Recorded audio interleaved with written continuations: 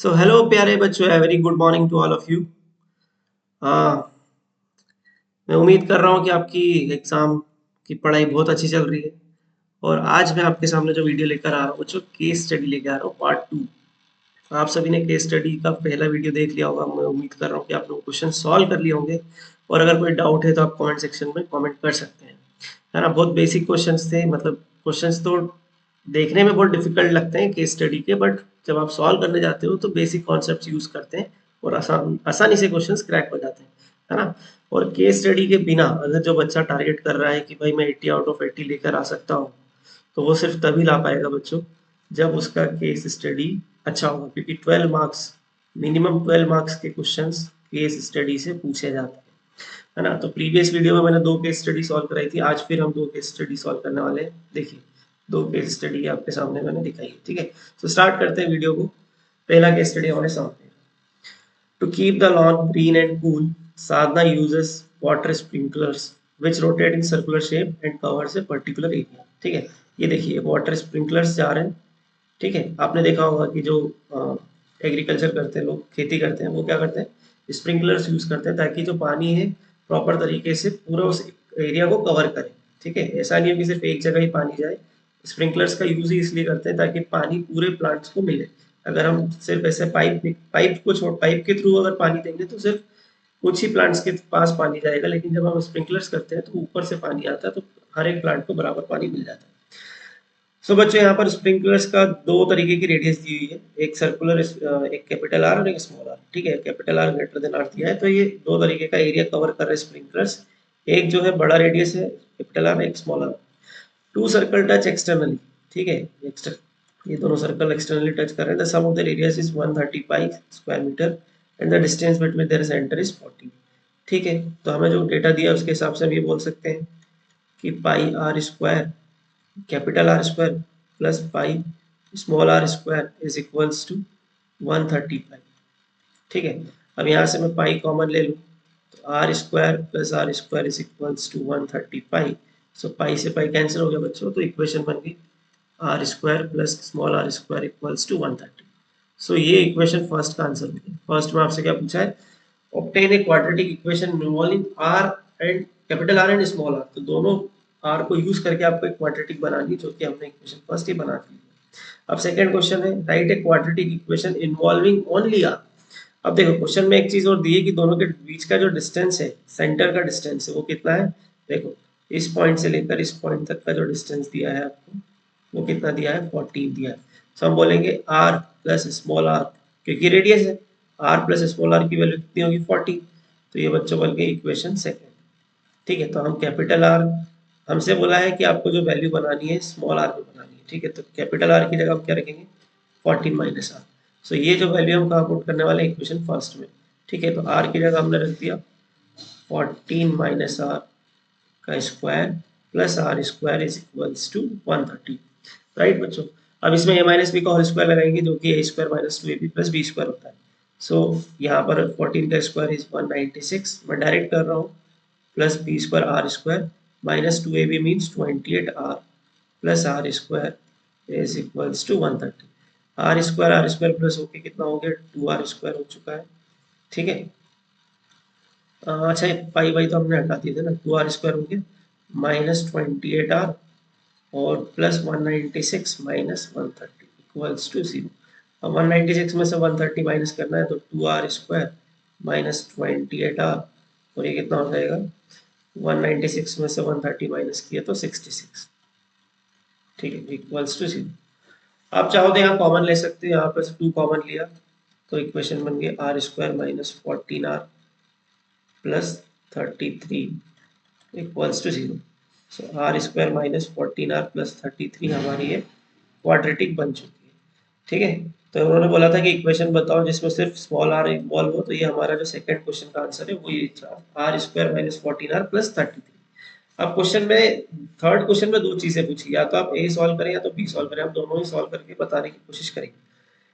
Question ए में बोला है फाइंड द रेडियस आर, मतलब आपको स्मॉल आर की वैल्यू बतानी है, and the corresponding area irrigated. तो जितना एरिया स्मॉल आर ने इरिगेट किया है वो एरिया भी आपको बताना है। तो सबसे पहले हम इस क्वाड्रेटिक को सॉल्व करेंगे। देखो यहाँ पर क्या स्प्लिटिंग मिडिल टर्म लगाएंगे, तो स्प्लिटिंग मिडिल टर्म कैसे लगाएंगे, इन दोनों का प्रोडक्ट कितना आ रहा है 33, 1 इंटू 33 इज 33, ये करते हैं ए इंटू सी, ए 1 है सी 33। अब 14 को इस तरीके से ब्रेक करना है कि मल्टीप्लाई करने पर 33 आ जाए प्लस का, और वापस उनको माइनस ऐड करने पर माइनस का 14 आए। सो हम इसको लिखेंगे R square minus 11 R minus 3 R plus 33। यहाँ पर इन दोनों में से कॉमन ले लिया, आर कॉमन लिया, आर माइनस 11 माइनस 3 कॉमन लिया, आर माइनस 11। सो एक फैक्टर मेरा आ गया आर माइनस 11 और एक आ गया आर माइनस 3। ठीक है, अब ये मेरे फैक्टर्स आ गए। अब इसमें अगर इक्वल्स टू 0 करें तो आर इक्वल्स टू वैल्यू आ रही 11 एंड आर इक्वल्स टू 3 आ रही। अब बच्चों ध्यान देना, दोनों के सेंटर्स के बीच की डिस्टेंस कितनी दी थी, R plus R is equals to 40। अगर सपोज स्मॉल आर की वैल्यू 11 हो गई तो जो कैपिटल आर है वो क्या हो जाएगा, 3 हो जाएगा। तो फिर इस हिसाब से तो हमारी कंडीशन गलत हो जाएगी, है ना, कि small R is greater than R हो जाएगा, लेकिन क्वेश्चन में ऑलरेडी मेंशन है तो हम इस केस को नहीं ले सकते। मतलब हमें स्मॉल आर की वैल्यू क्या लेनी पड़ेगी, स्मॉल आर की वैल्यू 3 लेनी पड़ेगी, तो कैपिटल आर क्या हो जाएगा 11। तो ये केस हमारा करेक्ट होगा, राइट। तो यहाँ पर आर ग्रेटर देन आर भी, मतलब small great capital R is greater than small R, R satisfy हो रहा है। ठीक है, अब आपसे इसका एरिया भी पूछा है, तो एरिया क्या होता है पाई आर स्क्वायर, तो स्मॉल आर की वैल्यू कितनी है 9, सो पाई इंटू 3 का स्क्वायर। तो क्या आंसर आना चाहिए, एरिया क्या आ जाएगा बच्चों 9। सो जो फर्स्ट वाला क्वेश्चन है, थर्ड का जो ए वाला क्वेश्चन है उसका आंसर है 9, 9 पाई। अब जो बी वाला क्वेश्चन है find the radius R and the corresponding area irrigated. अब आपको कैपिटल आर की रेडियस बताना है, तो कैपिटल आर की वैल्यू क्या है ये बता चुके हैं, कितनी है 11, और इसका एरिया भी बताना है, तो कैपिटल आर का एरिया क्या हो जाएगा पाई इंटू 11 का स्क्वायर। सो पाई इंटू 11 का square is 121, so answer is 121 pi. So I hope आपको इस दोनों ये वाला क्वेश्चन पूरा क्लियर हो चुका होगा। तो बच्चों सॉल्व करने का तरीका ऐसा होना चाहिए कि पहले आप खुद से सॉल्व करें, इसको वीडियो को पॉज करें, कि क्वेश्चन को खुद से सॉल्व करने की कोशिश करें, उसके बाद जब आपसे सॉल्व ना हो तो इस वीडियो का सॉल्यूशन देखें, तो आपको ये हेल्प करेगा। ठीक है, चलो चलते हैं नेक्स्ट केस स्टडी पे। अगेन ज्योमेट्री पर बेस्ड ये केस स्टडी है, यहाँ पर सर्कल ज्योमेट्री सब कुछ यूज होने वाला है ना। इवन 9th क्लास के कॉन्ग्रुएंट ट्राइंगल्स भी यहाँ पर यूज होंगे, तब जाके ये क्वेश्चन क्रैक होगा। दिखने में क्वेश्चन बहुत डिफिकल्ट दिखता है, जब एग्जाम में हम इस टाइप का क्वेश्चन देखते हैं तो हम छोड़ते हैं यार ये क्या क्वेश्चन पूछ लिया, लेकिन जब आप इसको धीरे धीरे सॉल्व करोगे तो इजीली क्रैक हो जाएगा। देखिए क्वेश्चन स्टार्ट करते हैं। तो picture given below shows a circular mirror hanging on the wall with a cord. ठीक है, ये कॉर्ड है, ठीक है, CORD है, ठीक है, CHORD नहीं समझना, एक कील है उससे ये मिरर है जो सर्कुलर है, मिरर है हैंग कर रहा है। ठीक है, the diagram represents the mirror as a circle with centre O। ठीक है, सर्कल का सेंटर दिया है वो यहाँ पर, AP and PQ are tangents. ठीक है, ये क्या है टेंजेंट्स है, मतलब इनकी लेंथ इक्वल होने वाली है, क्योंकि किसी एक पॉइंट से एक्सटर्नल पॉइंट से जब हम सर्कल पर टेंजेंट्स डालते हैं तो उनकी लेंथ इक्वल होती है। AP की लेंथ आपको 30 दी है, ठीक है, तो अगर ये 30 है तो सर ये भी 30 होगा। ठीक है, और आपको एक एंगल दिया है PAQ, ये एंगल आपको दिया है PAQ 60 डिग्री। ठीक है, अब ध्यान से देखो, अगर ये एंगल सर 60 डिग्री है तो ये दोनों कॉर्ड इक्वल है, तो कॉर्ड इक्वल है, सॉरी टेंजेंट इक्वल है, तो ये दोनों एंगल्स भी इक्वल होंगे, है ना। ये angle P and angle Q दोनों क्या होंगे, ये वाला एंगल एंगल X और Y ये क्या होंगे इक्वल होंगे, है ना, एंगल इक्वल होंगे ना, एंगल X और एंगल Y। क्यों इक्वल होंगे सर, क्योंकि टेंजेंट इक्वल है, PA is equals to PQ।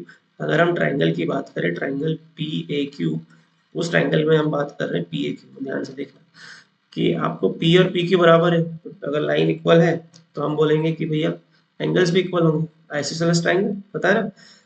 तो हम बोल सकते हैं कि सर ये 60 डिग्री है तो एंगल X भी 60 डिग्री होगा, कैसे, क्योंकि X और Y इक्वल है, तो ये भी 60 डिग्री हो जाएगा और ये भी 60 डिग्री हो जाएगा, मतलब ये बन गया इक्विलेटरल ट्राइंगल। और इक्विलेटरल ट्राइंगल बन गया, इसका मतलब जो PQ है, PQ की जो साइड है वो कितनी हो जाएगी, वो भी सॉरी PQ की जो वैल्यू हो जाएगी वो हो जाएगी 30 मीटर। ठीक है, तो फर्स्ट क्वेश्चन का आंसर हमारा आ चुका है। आपसे पूछा है कि बताओ find the length PQ, PQ आ चुका है, आपको समझ में आ गया बच्चों।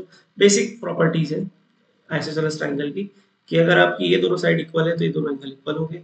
ऑलरेडी ये एंगल आपका 60 दिया था, तो ये भी 60 होगा, ये भी 60 होगा, क्योंकि ट्राइंगल के इंटीरियर एंगल का सम बच्चों 180 होता है। ठीक है, सो ये दोनों साइड इक्वल हो चुकी हैं तो एंगल इक्वल हो चुका है, और ये इक्वल है, तीनों तीनों एंगल 60 डिग्री है, मतलब ये इक्विलेटरल ट्राइंगल हो गया। तो ये 30 तो ये भी 30, बस खत्म, इतना सा कॉन्सेप्ट यूज करना था। अब आपसे पूछा है फाइंड एंगल POQ, POQ पूछा, ये वाला एंगल पूछा। ठीक है, अब ध्यान से समझना कि सर्कल के सेंटर से टेंजेंट पे जो लाइन हम ड्रॉ करते हैं, है ना, मतलब ये जो रेडियस है, रेडियस जो टेंजेंट पे क्या होती है, 90 डिग्री का एंगल बनाती है, परपेंडिकुलर होती है, आपने प्रॉपर्टी पढ़ी है ना। तो यहाँ से जो एंगल हम बनाएंगे तो ये जो पूरा एंगल होगा यहाँ से लेकर यहाँ तक, तो ये जो पूरा एंगल होगा ये क्या होगा बच्चों, 90 डिग्री होगा, है ना, क्योंकि जो रेडियस है टेंजेंट पे परपेंडिकुलर होती है, तो 90 डिग्री के एंगल ये बन गए। तो देखो ये वाला एंगल ऑलरेडी 60 है, तो हम अगर क्वाड्रिलेटरल की बात करें, ध्यान से समझना, quadrilateral P A Q O, इसमें एंगल ए कितना हो चुका है, एंगल ए 60 डिग्री हो चुका है, प्लस एंगल, ये वाला एंगल ध्यान से देखना, ये एंगल पूरा कितना 90 डिग्री, मैं डायरेक्ट बता रहा हूँ, इसके सामने वाला एंगल ये भी 90 डिग्री है पूरा, है ना, प्लस एंगल हमें कैसे कौन सा निकालना है, P O Q is equals to 360, क्योंकि क्वाड्रिलेटरल का जो इंटीरियर एंगल का सम होता है 360 होता है। सो ये कितना हो गया बच्चों, ये हो गया 240 plus angle P O Q is equals to 360. So angle POQ is equals to 360 minus 240. So answer is 120 degree. So angle POQ is कितना आ गया, 120 डिग्री। तो हमने दो क्वेश्चन सॉल्व कर लिए। अब आपसे पूछा है find the length OA, OA पूछा है, फिर रेडियस ऑफ द मिरर भी पूछा है। अब ध्यान से समझना, अब मुझे थोड़ा सा स्पेस यहाँ पर खाली करना पड़ेगा ताकि आपको समझा पाऊँ। इसके लिए इसको रफ कर देते हैं, कोई टेंशन नहीं लेना, बिल्कुल नहीं घबराना, चीज़ें बहुत आसान है। हम हर चीज़ को बेसिक से पढ़ते हुए जा रहे हैं, हर कॉन्सेप्ट की क्लैरिटी बताते जा रहा हूँ, जहाँ जो थ्योरम यूज हो रही है वो भी हम एक्सप्लेन करते जा रहे हैं। बट फिर भी अगर आपको डाउट आ जाए कि हो सकता है नहीं समझ में आया, तो इस वीडियो को फिर से देखें, ठीक है। चलिए स्टार्ट करते हैं। अब हमसे पूछा है लेंथ OA, तो हम ये तो बता चुके हैं कि सर ये इक्विलेटरल ट्रायंगल बन चुका था, तो ये 60 डिग्री हो गया था। अब मैं क्या कर रहा हूँ, इन दोनों ट्रायंगल को कॉन्ग्रुएंट कर रहा हूँ। कौन से ट्रायंगल को, आपको बताने के लिए बता रहा हूँ, नहीं तो सीधा मुझे पता है कि जो OA है वो बाइसेक्ट कर रहा है एंगल, कौन सा एंगल को, एंगल A और एंगल O दोनों को बाइसेक्ट कर रहा है। बट मैं फिर भी आपको एक्सप्लेन करना चाहूंगा, triangle PAO and triangle AOQ, इसको हम कॉन्ग्रुएंट कर सकते हैं, ठीक है, PAO एंड OAQ कैसे करेंगे, है ना, कैसे करेंगे बताओ। देखो आपका, आप देख पा रहे हैं कि दोनों में OA क्या आ गया, कॉमन साइड हो गई, ठीक है। उसके बाद हम क्या बोल सकते हैं, OP इक्वल्स टू OQ क्या हो जाएगा, रेडियस हो जाएगी, ये तो कॉमन साइड, ये रेडियस, और उसके बाद हम क्या बोल सकते हैं, ये वाला जो एंगल है ये पूरा, ये एंगल और ये एंगल क्या है, 90 डिग्री है ना, angle P and angle Q 90 degree. तो हम बोल सकते हैं RHS से ये ट्राइंगल क्या हो गया, कॉन्ग्रुएंट हो गया। तो जैसे ट्राइंगल कॉन्ग्रुएंट होता है तो क्या होता है, उनके करस्पॉन्डिंग साइड्स और उनके करस्पॉन्डिंग एंगल्स भी इक्वल हो जाते हैं। तो मैं यहाँ पर एक चीज बता रहा हूँ कि ये दोनों जो एंगल है हमने इक्वल बना लिए, कि इसको एंगल 1 और एंगल 2, एंगल 1 और एंगल 2, इसका मतलब ये एंगल 1 और एंगल 2 क्या हो गए, इक्वल हो गए CPCT से, ठीक है। तो एंगल 1 और 2 इक्वल होगा, इसका मतलब ये बोल सकते हैं कि एंगल 1 और 2 कितना हो जाएगा, 30 डिग्री हो जाएगा। क्यों होगा, क्योंकि ये पूरा कितना है, 60 है बच्चों, ध्यान समझिए, पूरा 60 है, ये दोनों इक्वल पार्ट्स में डिवाइड कर रहे हैं, तो मतलब एंगल 1 और 2 क्या हो गए, 30 डिग्री हो गए। समझ में आ गया। इसका मतलब क्या बोल सकता हूँ मैं, कि AO क्या कर रहा है, बाइसेक्ट कर रहा है एंगल A को, लिख सकते हैं ऐसा, AO बाइसेक्ट एंगल है, राइट, समझ गए। सेम यहाँ भी लिख सकता हूँ कि एंगल 3 और एंगल 4 भी इक्वल होगा, ठीक है। तो ये बेसिक चीज बताई जिसको हम आगे यूज करने वाले हैं। तो हमें पता चल गया कि एंगल 1 और 2 दोनों कितने आ गए, 30 डिग्री का है। अब ये वैल्यू हमें यूज करनी, मतलब ये आपका बन गया 30 डिग्री, ठीक है। आई होप आपको यहाँ तक क्लियर हो गया। अब इसको यूज करके मैं यहाँ पर ट्रिग्नोमेट्री के थ्रू इस क्वेश्चन को क्रैक करने की कोशिश करूंगा, ठीक है। अब मैं थोड़ा सा फिर से स्पेस क्लियर कर देता हूँ, आई होप आप समझ गए हैं। अब हमारे लिए जो एंगल 1 है वो काम का, एंगल 1 कितना आ रहा है, 30 डिग्री।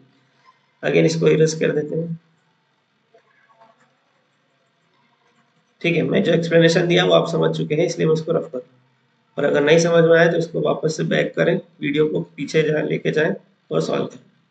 ये एंगल हमारा कितना आ गया बच्चों, 30 डिग्री, ठीक है। अब मुझे क्या फाइंड करना है, मुझे ये लेंथ पता है 30, मुझे फाइंड करना है OA। तो मैं क्या करूंगा, मुझे OA फाइंड करना है, और ये मेरा कितना बन रहा है, 90 डिग्री, ठीक है। आप ध्यान से समझे, इस तरीके से कुछ ट्राइंगल बन रहा है, ट्राइंगल को बाहर निकालने की कोशिश कर रहा हूँ। ये आपका P है, ठीक है, ये आपका A है, और ये आपका O है, ठीक है। ये आपका 90 डिग्री है, ये आपका बन चुका है 30 डिग्री, ठीक है। आपको AP की लेंथ पता है कितनी, AP की लेंथ 30, और आपसे OA पूछा, ठीक है। अब आपको पता है पंडित बद्री प्रसाद हर हर बोले थे। अब आपको फाइंड क्या करना है, ध्यान से देखिए, आपको फाइंड करना है OA, आपको बेस दिया और OA फाइंड करना है, मतलब हाइपोटेनस फाइंड करनी है। तो बेस और हाइपोटेनस का रिलेशन किस में आता है, cos थीटा। ठीक है, तो cos थीटा लगा देंगे यहाँ पर। तो cos थीटा कितना हुआ, यहाँ मैंने लिखा cos 30 इज इक्वल्स टू, क्या लिखेंगे, बेस कितना है मेरा, बेस है सर 30 और हाइपोटेनस मुझे फाइंड करना है, मतलब उसका हाइपोटेनस कितनी हो गई हमारी, OA। OA है मुझे फाइंड करना है। cos 30 क्या होता है, √3/2 is equals to 30 upon OA। अब इसको मैं इधर सॉल्व कर देता हूँ, क्रॉस मल्टीप्लाई कर लिया तो 60 upon √3 is equals to OA हो गया। क्रॉस मल्टीप्लाई करेंगे, ये इधर चला गया, इधर चला गया। अब इसको क्या लिख सकते हैं, 60 को 3 into 20 upon √3 equals to OA। तो 3 का मतलब क्या हो जाएगा, देखो ध्यान से, 3 मतलब हो जाएगा √3 into √3 into 20 upon √3 is equals to OA। तो √3 से √3 कैंसिल हो गया, तो बच्चों आंसर क्या आ गया, 20√3। सो फर्स्ट वाला जो थर्ड का ए वाला आंसर है वो क्या होगा, 20√3। आई होप बच्चों आपको क्लियर हो गया कि सर हमने OA की वैल्यू निकाल ली 20√3। ठीक है, समझ गए। अब देखो नेक्स्ट क्वेश्चन जो बी है उसमें पूछा है find the radius of the mirror. आपसे रेडियस पूछी, रेडियस क्या है यहाँ पर, ओपी है। ओपी क्या रिप्रेजेंट कर रही है, रेडियस रिप्रेजेंट कर रही है। अब अगर आपको ओपी फाइंड करना है, ठीक है, आपको ओपी फाइंड करना है तो वो भी हम कर सकते हैं इसी tan थीटा के ट्रिग्नोमेट्रिक रेशियोज के फॉर्मूले से। देखो कैसे करने वाले हैं, हम स्पेस क्रिएट कर लेते हैं। देखो स्पेस क्रिएट कर रहा हूँ ताकि आपको समझ में आए कि हम क्या करने वाले हैं। कहाँ पे कर लेते हैं, यहाँ देखो इस बॉक्स के अंदर हम पूरा सॉल्व कर लेंगे। तो अब यहाँ ध्यान दें, ठीक है, मैं यहाँ पे क्या लगाऊंगा, 1030 लगाऊंगा। मुझे क्या निकालना है, ओपी। ओपी रेडियस है, ध्यान से देखना डायग्राम, ये रेडियस है ना, तो ओपी मेरा कहाँ लिखा हुआ है, ये लिखा हुआ है ओपी, ठीक है।